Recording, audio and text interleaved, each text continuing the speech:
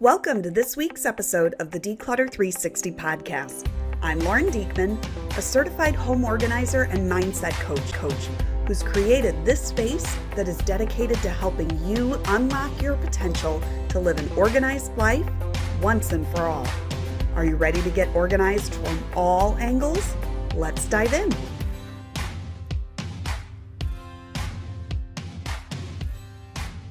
Hey there, thanks for joining me today. Hey, tell you what, I want to start today off with a little question for you. What's for dinner tonight? Okay, before you actually answer that, or before I even answer that for you, I want you to think about what that question just brought up for you on the emotional side. Did you just panic? Like, oh my gosh, I don't know. What is for dinner tonight? Is that how you feel every day when you come home from work and sit down, or the kids come home from school and inevitably somebody, and maybe that somebody is just yourself, but somebody is asking you, what's for dinner? I always laugh at the, motherhood memes that are like, I didn't know I was going to have to be responsible for feeding everyone, every single day for the rest of our lives. And it can become a bit of a burden.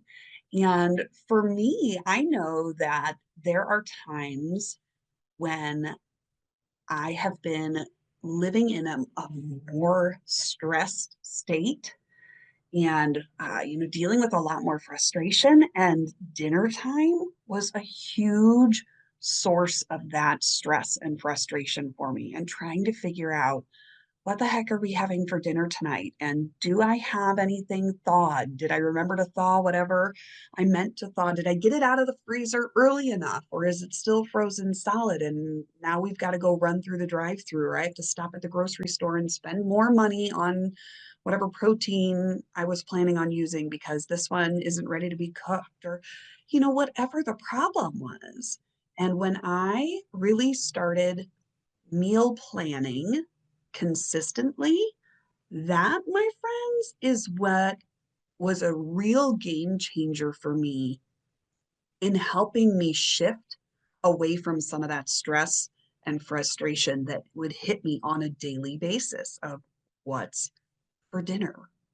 When I could answer that question confidently and easily and know that I had a system in place, that really helped me to feel good, and it lifted so much weight from myself.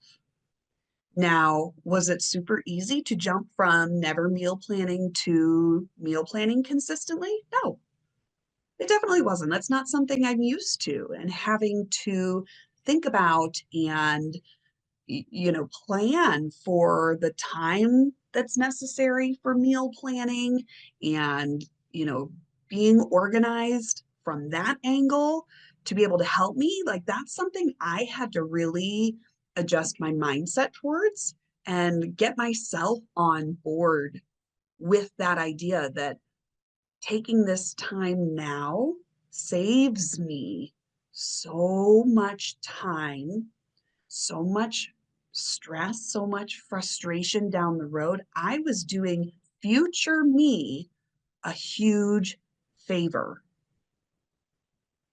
Are you ready to do this huge favor for your future self and be able to reduce that stress for yourself, reduce that frustration, allow yourself to step into showing up the way that you want to show up for yourself, for your family, for whoever is in your life who may not be getting the best of you come dinner time, right? Those are just some of the benefits of meal planning.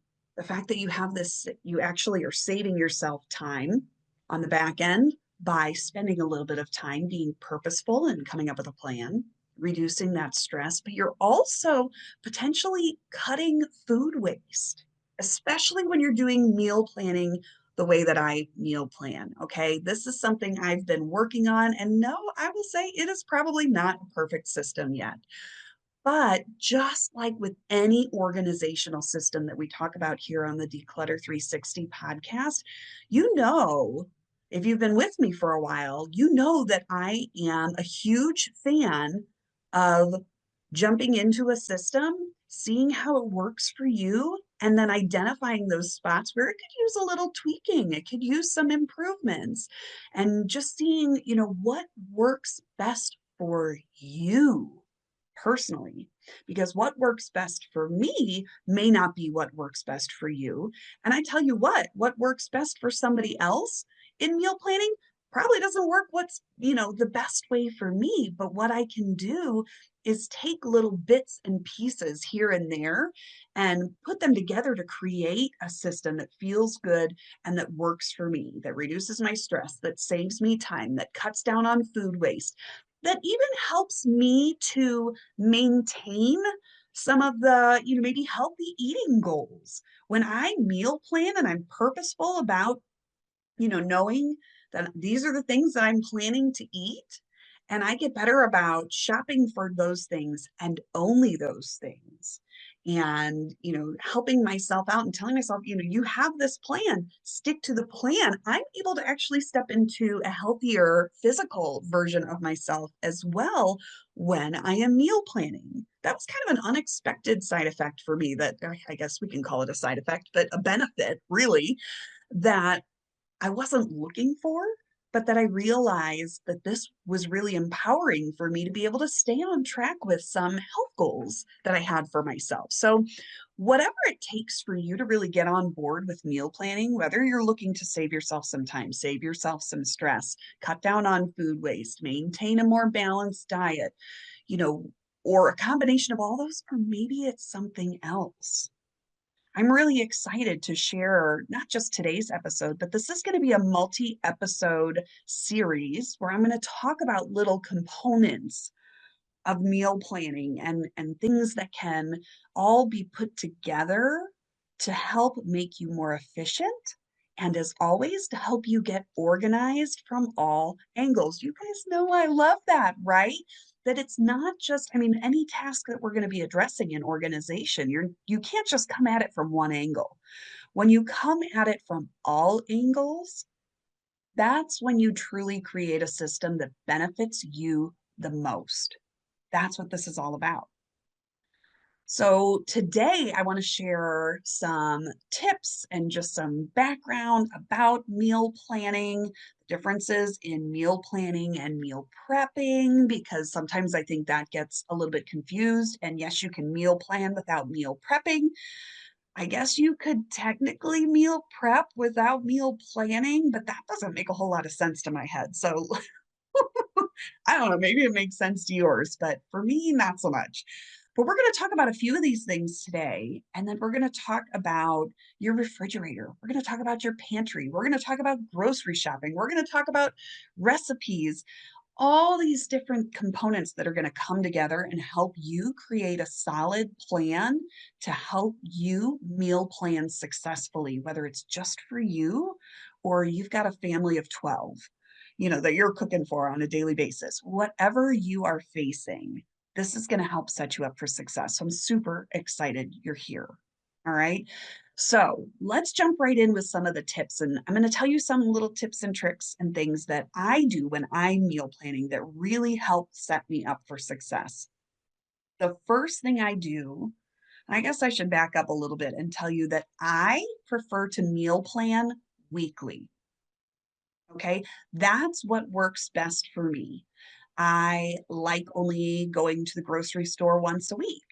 Occasionally I might need to run back out and grab something or pick something up on my way home from work if we forgot something or I messed up and thought I had more of something than I actually did, whatever that may be. Nobody's perfect, right? But for the most part, I like to go to the grocery store once a week. I do like to buy a lot of fresh produce. I find about a week shelf life for a lot of produce is about all we get. And so meal planning for a single week at a time works really well for me. It also keeps that load manageable for my mind and how my brain works. But I do have people, I have clients even who meal plan monthly, and I am just in awe at their systems and how they do this and how they can stick to it. And I think flexibility is really the key in something like a monthly meal plan, but for me, it's weekly. And I think it's okay for you to pick whatever time frame of meal planning works best for you. Is a week too much commitment for you? I don't know what I'm going to want to eat a week from now. That's fine. Do it 3 nights at a time. Do half a week and then half a week. Whatever works for you, but do it in chunks. And I really suggest if you've never meal planned before, try out a week. Try out how meal planning for a week is. And when I share some of these tips here and how I look at setting up my meal plan, I think it's going to help you get a good picture of why a week works really well for me. Now, remember, I've got 2 kids. They're 10 and 13 right now. And so they've got a lot of activities in the evenings, on the weekends. We are go, go, go, my friend. And so the very first thing I do when I start to meal plan for the week is sit down and look at the schedule for the week. I look at the schedule for the week ahead and I say, okay, I am looking at the schedule. Monday night and Tuesday night, I have meetings in the evening up at school or, church, whatever it may be. So I need to be up at school this night at this time and church this night at this time. And then this night is both boys have basketball practices, and then this night they have this. And so, looking at what time we have things, I look at my work schedule, my husband's work schedule. He cooks sometimes with or for me as well. So, kind of looking at our schedules and seeing what feels manageable. I identify first, according to our schedule, if there are any nights that I deem them as a leftovers night. When we have an especially crazy night, I plan to have leftovers from the meals in, the day or two before that night that's going to be enough to feed all of us on the night that we need leftovers. That way, anybody can make a plate and pop it in the microwave at whatever point they have time for. And I know they're still going to get a healthy, nutritious meal and, something that I made with love. That's important to me. We might not all get to sit around the table at the same time that evening, but I love knowing that I can still provide them with, a good hot meal. Right. And so for me, I start with identifying what nights need to be leftover nights. From there, then I identify what nights need to be larger meal nights, like what nights need to produce leftovers. And I'm just kind of making little notations, like I write out, Monday, Tuesday, Wednesday, Thursday, Friday, Saturday, Sunday. Okay. And I may go, okay, Thursday is basketball night. So that's a leftovers night. And so I'll just write leftovers in, and then I know I don't have to worry about Thursday anymore. But I need to back up and look at Wednesday and Tuesday. And at least one of those nights, or a combination of the two, have to produce enough leftovers for us to have a successful leftovers night.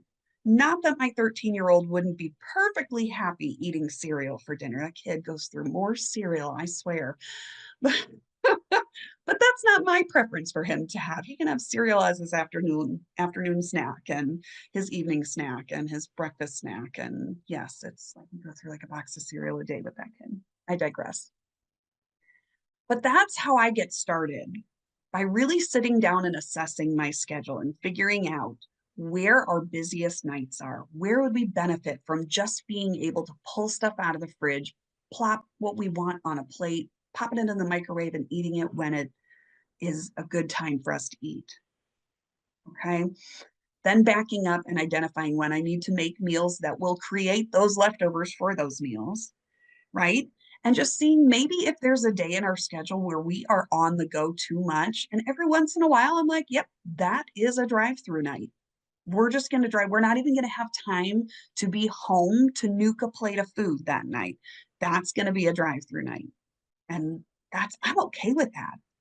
Yes, the drive-through can be part of your meal plan. Eating out. You can plan to eat out. In fact, I encourage you to. I think when you have a plan to eat out, if that's something that you enjoy, It helps cut back on your spending in a way in that you don't feel like you're depriving yourself from eating out. And I don't know about you, but I am less likely to sneak through the drive-through or feel like I need to eat out when I know I already have a plan to eat out on a specific day. That happens to us a lot on the weekends. If we're trying to fit in, uh, you know, kids' activities and family, like extended family activities and sports or whatever it may be. And okay, we might have just enough time to go home and eat something, but let's go ahead and be purposeful and just have that be like an easy time for all of us to spend some time together around a different dinner table. Whether that is a sit down restaurant or Chick-fil-A or whatever it might be, that's okay too. Okay. And now for me, honestly, something else to think about is if you want a meal plan for multiple meals of the day, by all means, do it. I only really meal plan for dinners. Okay, so I guess that's something important to talk about here too, is that yes, you can expand this to meal plan your lunches, meal plan your breakfasts. You can even meal plan snacks. And I think that is a great way, especially if that health part of it is important to you and you're looking to maybe change some eating habits or eat more healthfully or more variety or whatever it might be.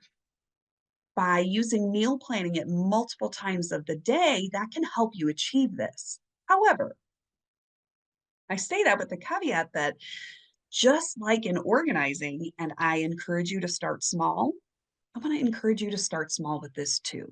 If you're not meal planning at all yet, don't go start trying to meal plan breakfast, lunch, dinner, and snacks all at once.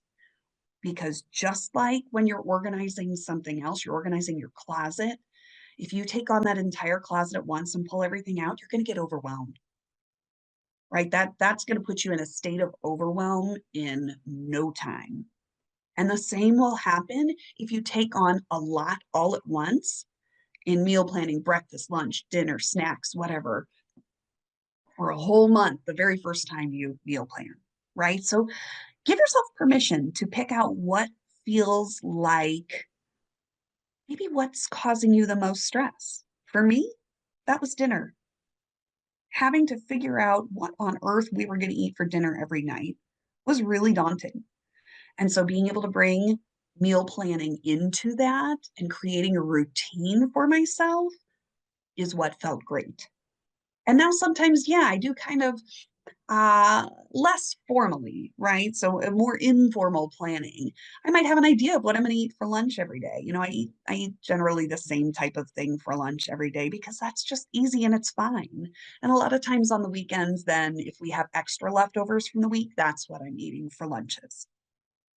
So these are just all little tips and tricks that you can pull together to help you have some more success as you're getting started with meal planning. So once I've looked at the schedule, once I've decided what nights are going to be leftovers nights, what nights have to generate leftovers for those leftover nights, then I also sometimes like to look at the weather.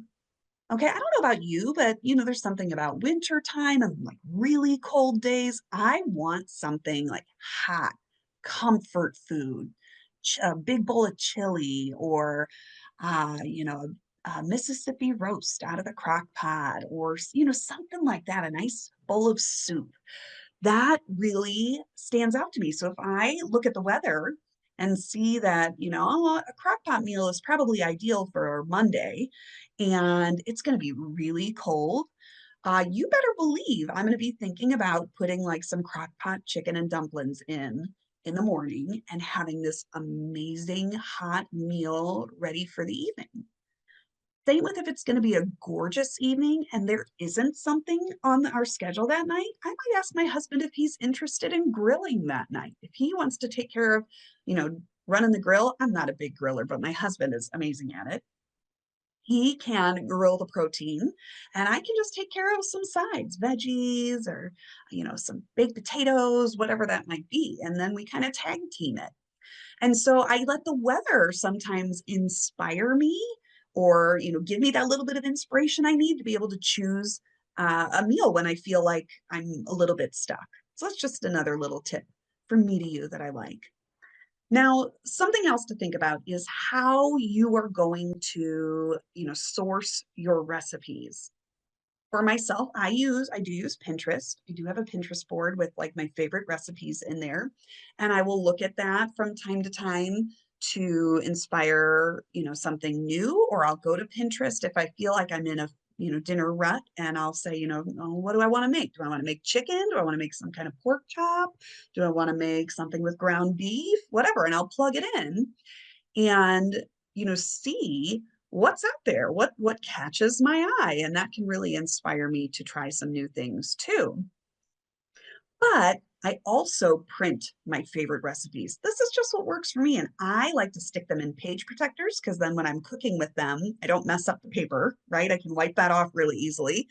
But then I pop them into binders, and I even, believe it or not, I know, so hard to believe, I have my binders categorized by types of meals or like meal categories. I have one for like salads and sides. I have one for pastas, and I don't even remember what else is in that one. But then I have one for just like chicken, pork, beef, that kind of thing. Okay. And so then when I go to meal plan, I can grab one or two of those binders and, look through those for inspiration and flip through and see what haven't I made for a while that we really like. The trick is that if there's something we don't like anymore, I make sure to take that recipe out. But if there's something we really like, I make sure to print that recipe and get it into my binders because that's usually the first place I go to look for ideas. The other tip, the last tip I want to give you today, is to involve your family members or whoever else you might be feeding in the meal planning process. And that can look a few different ways. And I've tried out a few different things over time, and sometimes one works better than the other. But sometimes I just ask my kids or my husband, like, what's something that I make that you really like to eat? And, or what's something that you really like that, we have for dinner that we haven't had for a while? And I have a little note on my phone and I kind of keep track of things like that.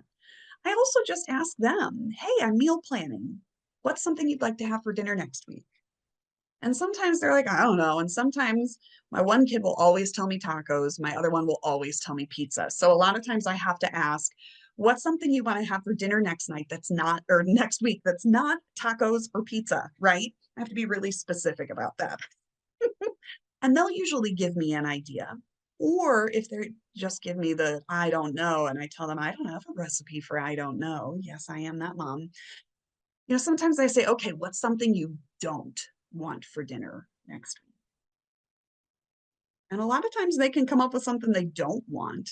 And I kind of try to pick out, knowing them, right? What about that meal makes them not want it? And I just go in another direction, right? So allowing them to help me come up with ideas can really take some of that burden off of me. And a lot of times we do that during a meal. So while we're sitting around the table eating towards the end of the week, I do my meal planning towards the end of the week. And I typically do grocery shopping or a grocery pickup order over the weekend.